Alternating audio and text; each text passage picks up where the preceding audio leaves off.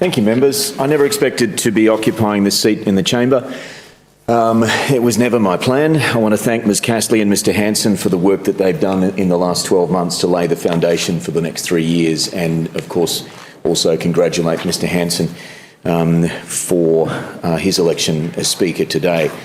Today I stand before this Assembly deeply honoured to lead the Canberra Liberals and determined to chart a new course for our party and for the city, and it's a course that puts people first.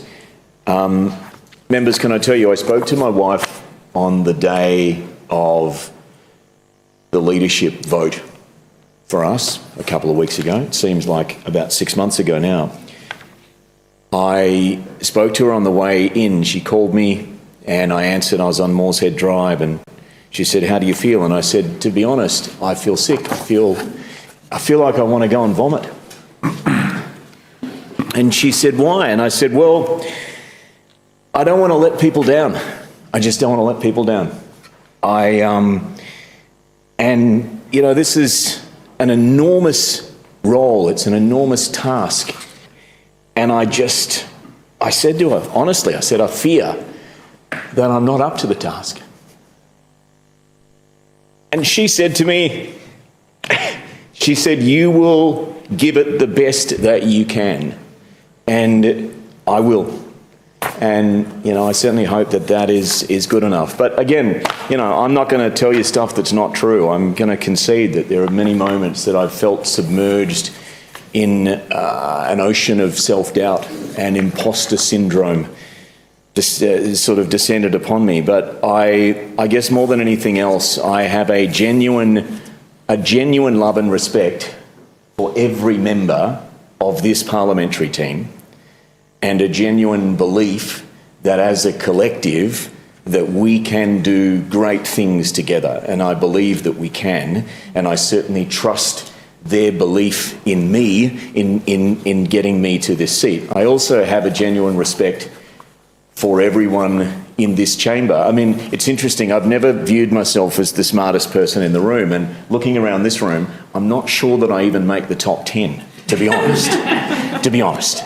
And so, in regards and echoing some of the words from the newly minted Speaker, you know, given the minority status of government and the situation that we have in this chamber, again, I would state that I have enormous respect for everybody sitting in this chamber, and that I understand that there's certainly been many moments in the last 12 months, and there'll be many in the next 3 years, where we have to form a consensus to get things done.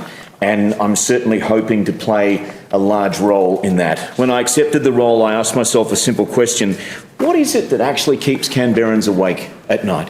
And it's not politics. It's not the stuff that goes on in here in terms of any bickering and arguing. It's everyday worries. It's the things that matter to most families, to mums and dads, to young people starting out. I think of a conversation I recently had with a mother in Tuggeranong, and Caldwell, you were there. And she told me that she lays awake wondering how she'll afford the next rates bill, and whether her daughter will ever own a home, and if her elderly father will get the surgery he needs before another winter passes. It's real life, and it is what matters. And that's what, sadly, I think on a number of levels, this government has forgotten. It's time to reclaim Canberra for the people in the suburbs.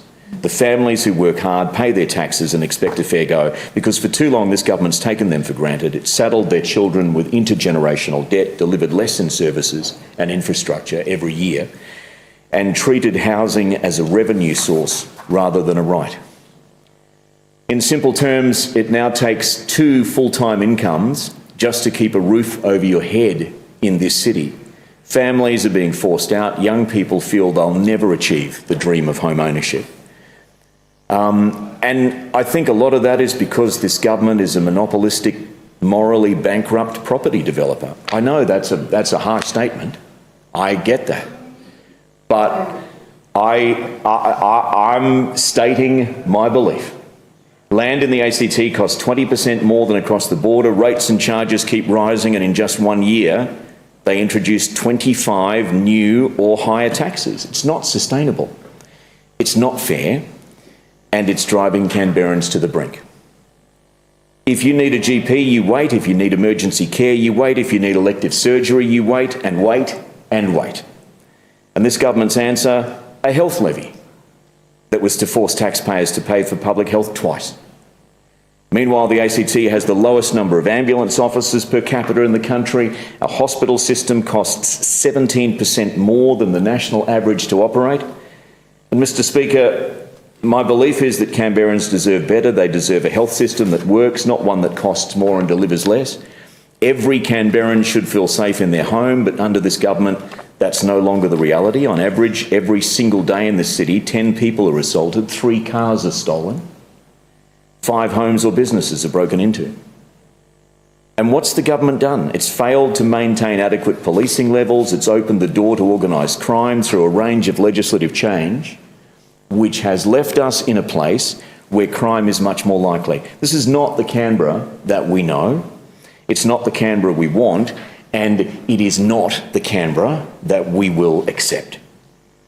This government is addicted to spending, and Canberrans are paying the price. Today, the Territory owes $29 billion. 1 in every $5 of revenue goes to just servicing that debt. And what do we get for it? We get failed projects, we get wasted millions, and we get broken promises. They've spent millions on a ticketing system that doesn't work. They've tried to introduce electric fire trucks. They're cutting public service jobs to manage the budget crisis that they created. Every project costs more, takes longer, and delivers less. That's the record, and I think it's unacceptable. The Canberra Liberals will deliver practical solutions, not ideology. We will listen to Canberrans. I'm here to restore trust in government, essentially, because that's where we want to be.